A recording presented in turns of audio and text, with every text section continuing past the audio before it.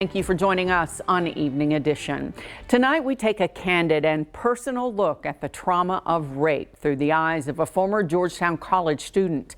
Last week, her testimony helped put her convicted attacker away for what could be decades when he's finally sentenced.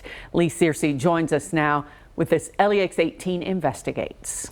Nancy, the Georgetown College freshman was only at school 6 weeks when Cody Arnett went lurking around her campus apartment in the middle of the night.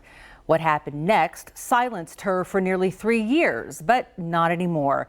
For the first time, she's talking publicly on her own terms for her own reasons. You know, when they came out with the guilty verdicts on all the charges, I mean, I couldn't help but cry. Overwhelming relief after a 3-year nightmare that started on the early morning of September 23rd, 2018. And someone's in my house downstairs with my roommate. That someone was Cody Arnett, a convicted felon, captured on security video pacing outside the Georgetown College freshman's apartment after he secretly followed Stokes and her roommates home. He slipped in through an unlocked door and raped the then 18-year-old at knife point, terrorizing her for hours. Every day I get flashbacks.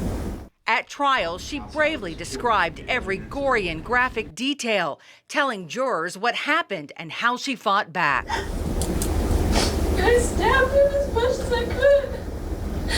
I was fighting for my life. In the trial, we didn't show her face, but now at 21 years old, she's no longer an unnamed rape victim. She's Ava Stokes and wants to come forward as a survivor. It's been 3 years. And I've had to stay silent. I've had to stay under the radar. And I'm ready for my voice to be heard. And I want other survivors to know that you are allowed to be proud of yourself for surviving something like this. Surviving not just the rape, but the raw, grueling experience of reliving every terrible moment publicly at trial. I mean, I'm not gonna lie, that was probably the hardest thing I've ever had to do, especially with my family in there and describing the awful things that he did to me for hours. In his defense, Arnett claimed everything was consensual, that Stokes was the one who attacked him. She says she understands the defense had a job to do, but she felt victim shamed. I mean, I understand why survivors don't want to come forward. Because of that fear, because of the fear of being called a liar. But the jury clearly believed her, convicting Arnett of rape, sodomy, burglary, and tampering with evidence, and recommending not 1, but 6 life sentences, including another 20 years. Stokes says Arnett's behavior as he left the courtroom was appalling, but not surprising.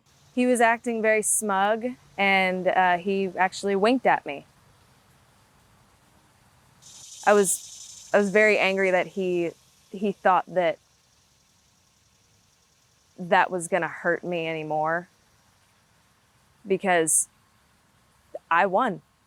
And Stokes gets even more angry knowing that when Cody Arnett showed up here at her campus apartment, he was fresh out of prison. That's right, a parole board had released him just 76 days earlier.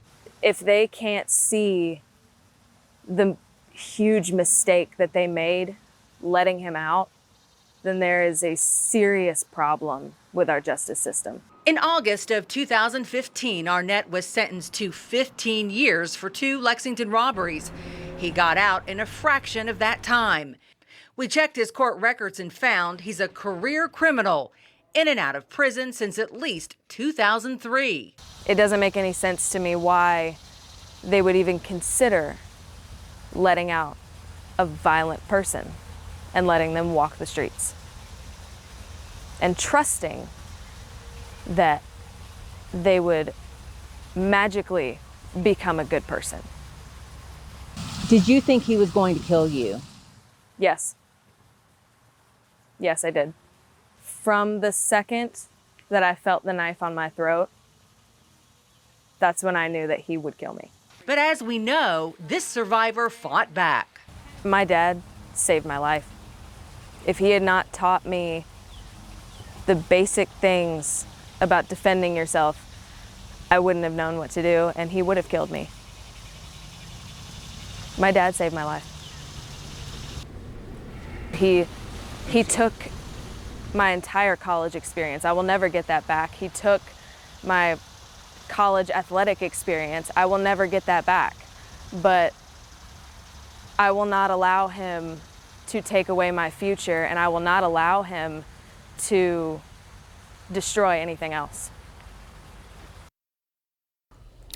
Cody Arnett's final sentencing is set for October 4th. As for Ava Stokes, she attends college out of state and is now considering a career in criminal justice. And we want to tell you that she looks up to Scott County Commonwealth's attorney Sharon Muse, who survived a violent crime herself. This picture taken of the two after Arnett was convicted. And about Arnett's parole, the Kentucky Parole Board says it follows all Kentucky statutes and regulations when deciding who gets parole. Nancy, back to you.